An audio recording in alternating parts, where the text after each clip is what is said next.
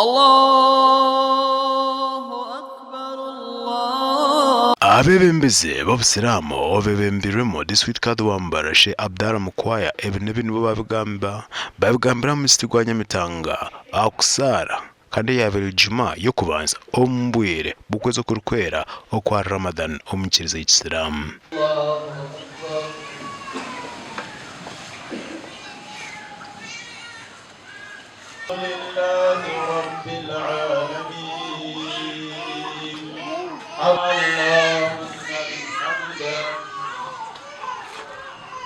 Ecweka ky'okubanza ekya kutuba narikweta okwegesa abasiraamu bashaba okongera kukuratira emigenzo y'okwezi oku.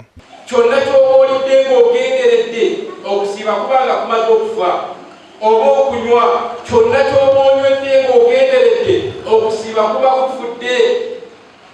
Ne batutuuka ne kubeera nga batugamba nti ne mu nsonga ez'obufumbo ng'omukkiriza tokuteekeddwa kubeera ng'ozikola mu biseera ebya Ramadaani bisana. Biyeho za rekwaso z'okwanga kusiiba abw'ebikyindiro byabo nk'abantu. Qur'ani ekugamba kusaala, ekugamba kusiiba. Basahaba ekyo kye baatusingiranga nga tasobola kuva ku aya kugenda ku aya ndala nga tannaba kutegeera aya gy'asomye etegeeza ati n'okugissa mu nkola. Kadhi wa Mbarara yenja kugamba abikwatirinne n'entunguuka. Ekyombeko kiitu mega project ya Abubakari eriyo netambula tukisiimira Ruhanga kandi tusiima n'abo boona bakuhayo.